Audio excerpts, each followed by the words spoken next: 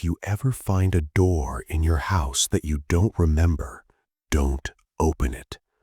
A soft knock echoes, not loud, not urgent, just enough to make you pause.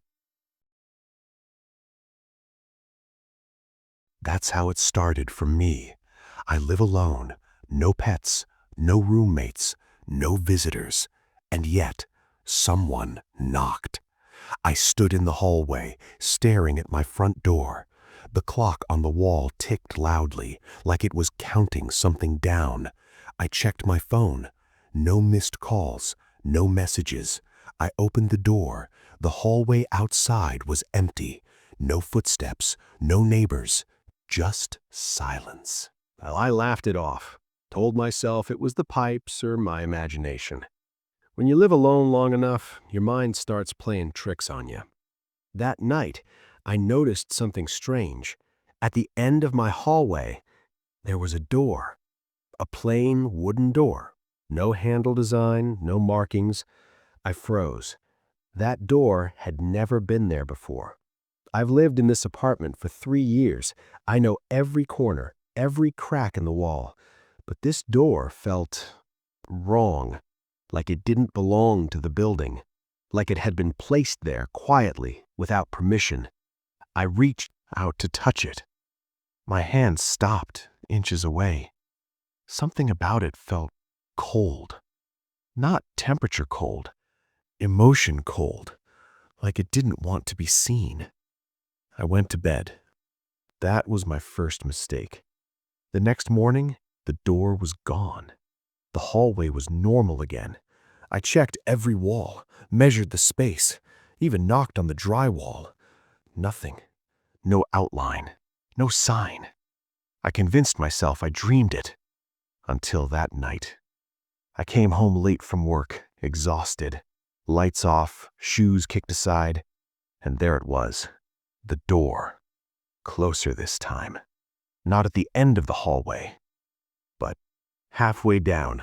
I whispered, "Hello?" My voice sounded too loud. The air felt thick, like the room was holding its breath. I pressed my ear against the door. Nothing. No sound. No movement.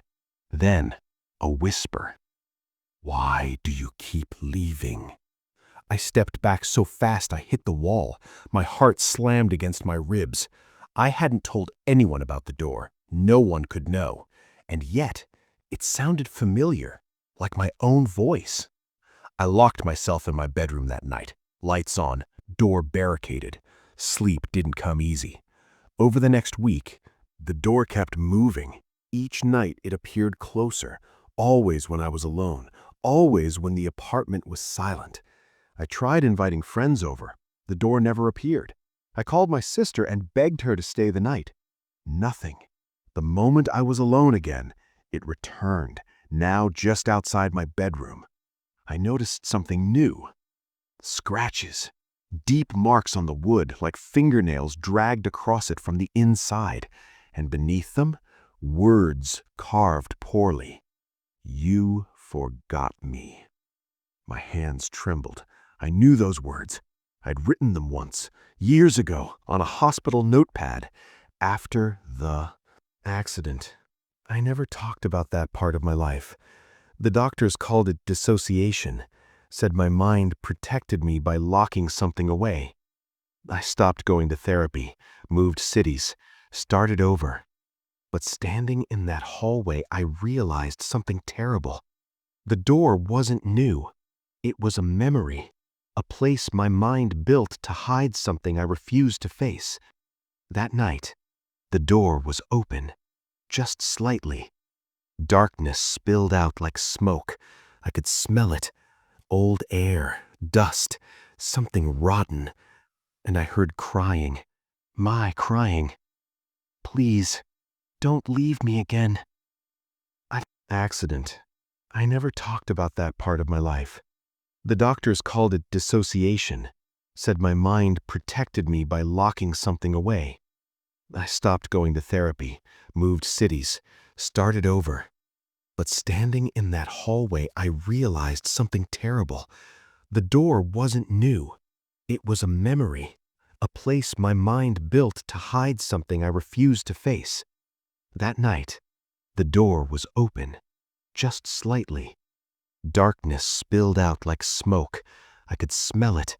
Old air, dust, something rotten. And I heard crying. My crying. Please, don't leave me again. I stepped inside. The room was small. No windows. Just a single flickering light hanging from the ceiling. And in the center, me, sitting on the floor, knees to chest, face bruised, eyes hollow. He looked up and smiled. "You finally came back," he said. Memories hit me all at once. The accident, the guilt, the blame. I survived, someone else didn't, and instead of grieving, I buried myself. This room wasn't haunting me, I was haunting myself. He stood up. "You don't get to live without me," he said calmly. "You don't get peace while I stay locked here." Door behind me slammed shut. The light went out. I woke up on my hallway floor. The door was gone. The apartment was quiet. Normal. But something felt heavier. I went to the mirror. There were scratches on my arms. And in the reflection, for just a second, someone stood behind me, smiling. Some rooms aren't built with walls. They're built with denial. And if you live alone long enough, they will find you. Before you sleep tonight, look down your hallway. Is everything exactly how you remember it? Or is there a door waiting? Subscribe.